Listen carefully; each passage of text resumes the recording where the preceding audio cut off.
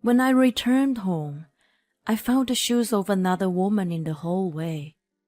I had been away suffering through long hours of difficult delivery and was relieved to be finally home with my newborn. My few days old daughter was sleeping soundly in my arms. However, my heart was thumping faster and faster despite her calm breathing.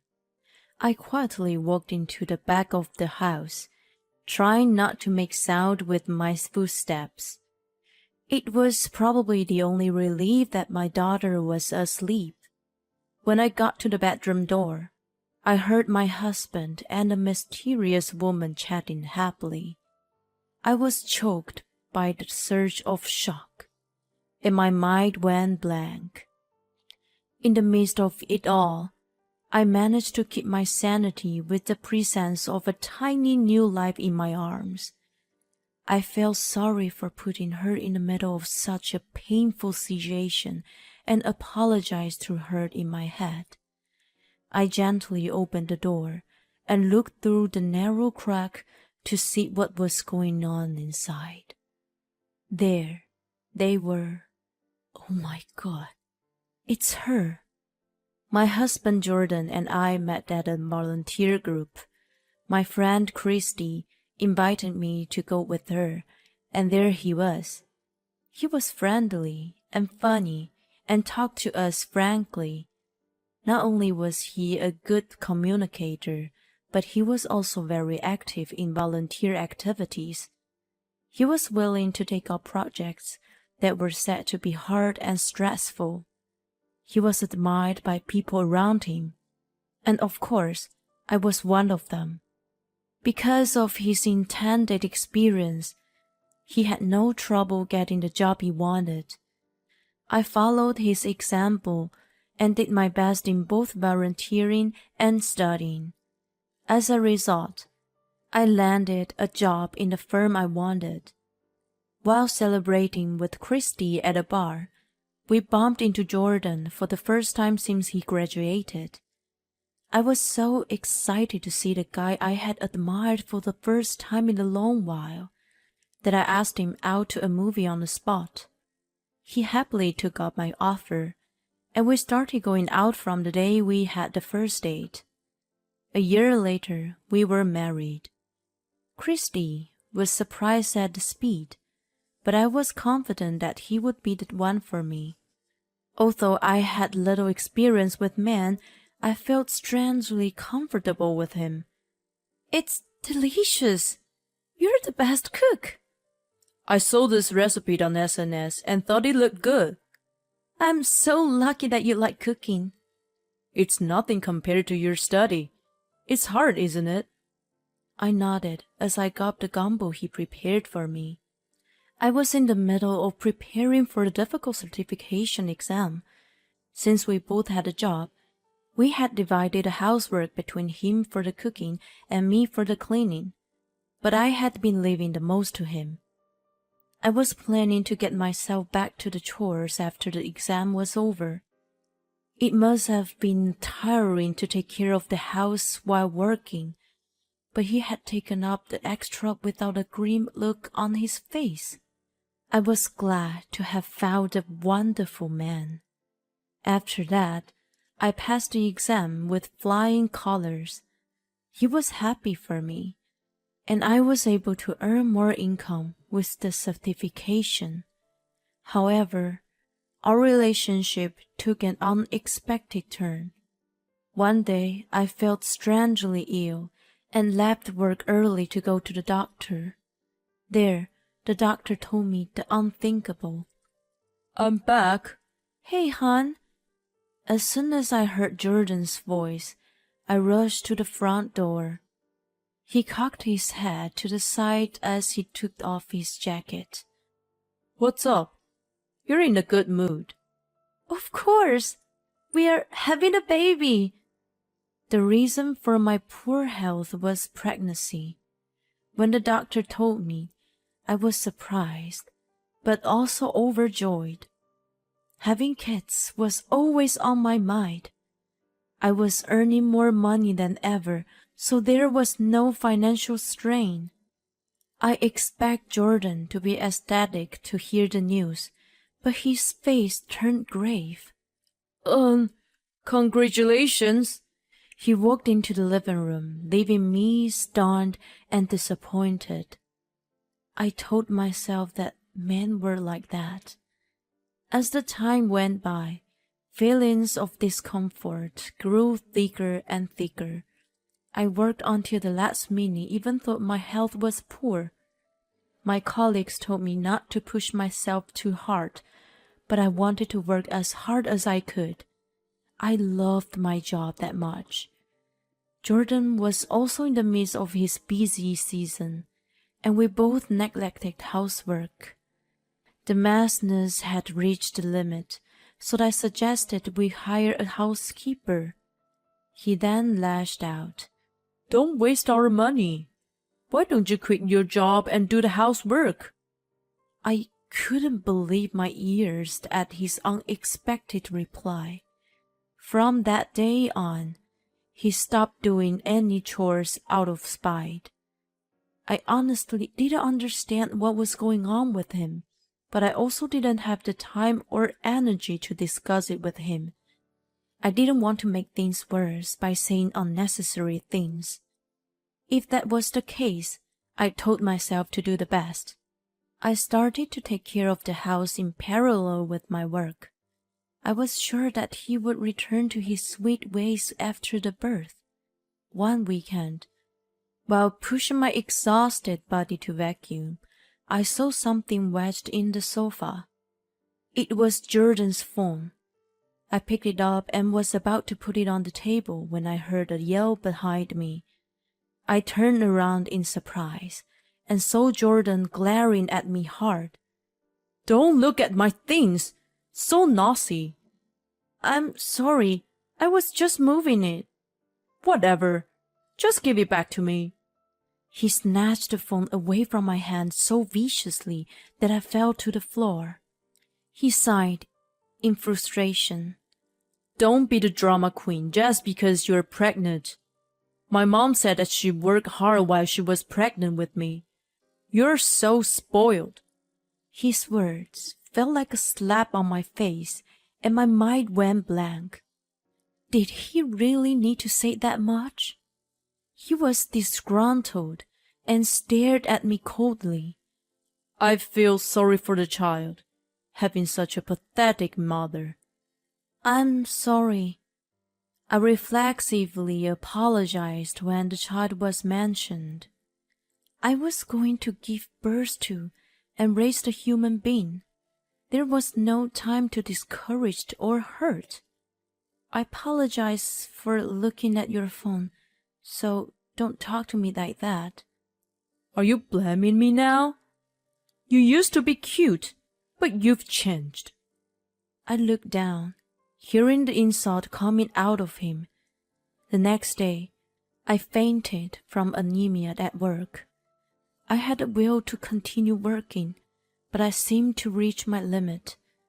I talked to my boss that day and set a date for my resignation. A few weeks later, I visited the hospital again.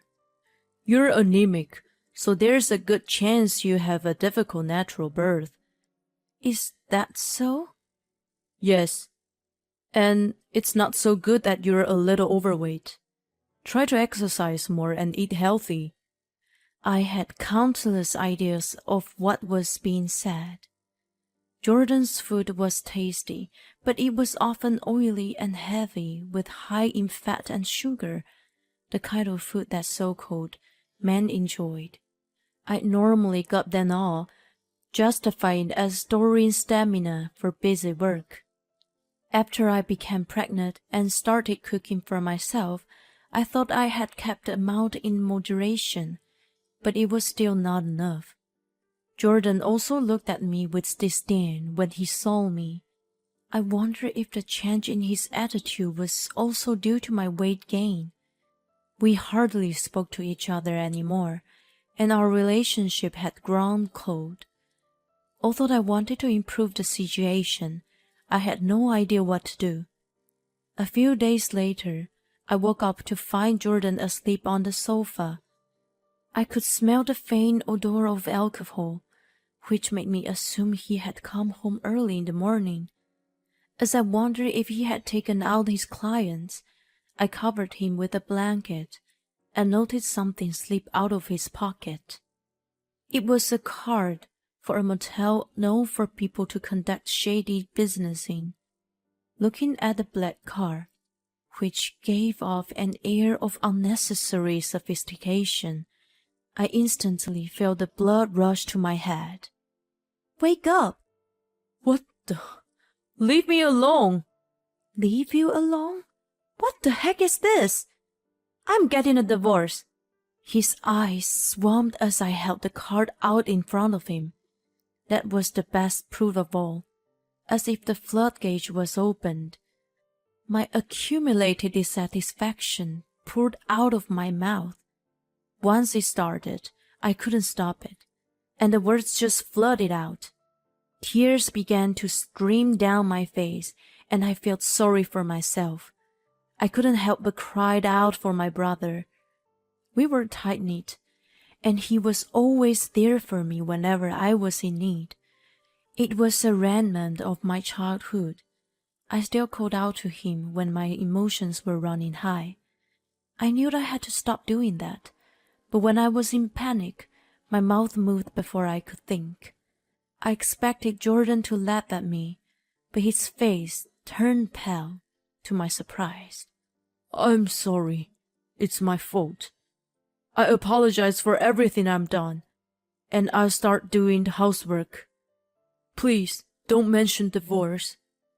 It's going to cause trouble for your brother, so please." He got down on his knees and apologized right then and there. Although I was stunned by the sudden turn of events, looking at the top of his head made me angry again. I called a divorce lawyer anyway afterward, and the day ended there. A few months later, I was in the cab headed for the hospital. Contractions started in the morning, so I ran some errands first and headed straight there. Although I had been taking care to improve my health since the doctor's warning, I was going to end up in the hospital for a bit longer. I sent a message to Jordan, asking him to take care of the house and lean back against the seat. Since that day, he had done his best to take care of the house as he promised, and had made my life a lot more comfortable. I was well aware that it wasn't because he cared about me. I knew that, so I didn't even ask him to be at the delivery. I was going to give birth alone and raise the child by myself. I was determined to do so, and pat my stomach. After the birth and rest, I returned home. My daughter was sleeping comfortably in my arms. When I went inside, I found, as I had expected, the shoes of another woman. I felt sorry to put her in the middle of such a painful situation and apologized to her in my head. Then I went straight to the bedroom and found Jordan and Christy lying naked on the bed. They both froze for a moment, then started freaking out. "Oh no, this isn't what you think!" "Honey, listen to me!" They ranted and raved, but it was no longer any of my business. "I'll contact you about the alimony and child support later through my lawyer. In the meantime, can you two strangers get out of my house? This is my house." "Strangers?" "Yes, strangers. Come on." "What are you talking about? This is my house too, and I'm not leaving. Anyway, I know you had an affair. If it's not my kid, then there's no reason for me to pay child support." Jordan puffed out his nostrils. Christy, who was a nurse, told him that the gestation period was 40 weeks, so mine was off. He counted backward from my due date and realized that I got pregnant on the day he went on his business trip. That meant that my daughter must have been another man's and not his. He was proud of himself after he said it all, but Christy was looking down in silence. That was not surprising. He was making a big mistake. Seriously? You need to take up proper sex education. Christy, you're a nurse. Please, teach him the right stuff. After seeing her tremble in fear, I turned to Jordan. I explained that the due date was not from the day of implantation, but calculated from the first date of the mother's last menstrual period. I also added that it was hardly ever right on time. There was no way that Christy didn't know that. In other words, she knew and gave him the misinformation, probably to discredit me. Were you trying to get us divorced by blaming me and try to get a share of the property? No way. If you could get a scoop on a popular tax consultant having an affair and getting a divorce, you might have been able to get a lot of money, right? I became a licensed tax accountant while working and then turned my career into writing. I had been writing easy-to-understand articles about finances, and my name was slowly gaining recognition in the industry. I even received an offer to publish the book. Jordan must have noticed that I was making more money than him and was probably planning to take advantage of that. He finally realized the situation he was in. Anyway, we're still married. Oh, about that. I've already served you with divorce papers. What? His stupid face almost cracked me up, but I managed to hold it together. The day I went into labor, I stopped my lawyer's office before going to the hospital. I had already hired a professional to find out the other woman and collect evidence of the affair. The dashcam recorded their candid conversations such as, How stupid is she not realizing about us? Too bad to divorce. She's loaded now. I found out that he was also spending our savings on her. Get it? My brother bought his house, and it's in my name. You strangers who got nothing to do with it are not allowed to stay here. If you don't start moving, I will call my lawyers and the police. I threw their belongings out the window as I declared. The two finally understood the gravity of the situation and began to get dressed. I shouted at them as they walked out with their tail between their legs. I won't go easy on the alimony. A few months later, Hey, you're on the TV again. This isn't a muscle training show. I'm a muscle lawyer, you know. Look, Vicky, my biceps. Don't teach her weird things. My daughter, Victoria, and I are living near my parents now. My brother comes over almost every day, and he's always so smitten with Vicky. I bet his client would be shocked to see the talented lawyer sought after on TV melts at the sight of my niece. After that, my brother sent legal documents with the DNA certificates to Jordan's parents. It was proof that Vicky was his legitimate daughter. He also sent a statement of alimony and child support, as well as the reimbursement for the use of the savings. Jordan knew that my brother could easily do something like this, so he simply apologized when I mentioned divorce that day. Although he and Christy resented my brother and left slanderous comments on his SNS and blog, they were immediately sued for defamation. Furthermore, a group of people active on the internet called the Identification Team pinned them down right away. I am not as famous as my brother, but I am recently become known to the public. A popular blogger and the easy-to-understand tax consoler, Sky's ex-husband, is a criminal? When I saw the article title, I almost fell over. Christy was also identified in the article, and the image of them she had uploaded to her SNS in the past was revealed. She received bashings and has now quit her job as a nurse. The article prompted my fellow members to the volunteer group to contact me. They said that Jordan had a bad reputation since he was a student. Although he was good to his juniors, he pushed troublesome jobs to his peers. He also always took the initiative in doing the most prominent jobs.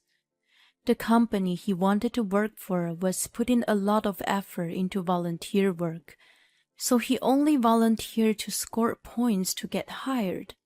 The only reason he was kind to me was because he was a womanizer. He had a tendency to easily get involved with a woman. He is now lining up for a soup kitchen, organized by a volunteer group. I hear there's a woman next to him, so it must be Christy. Seriously, I had no sense in choosing a guy. If you're going to get married again, get a guy like me, sis, says a never-married single guy. Vicky is beaming happily in his arms. The future I'm going to share with this girl has just begun.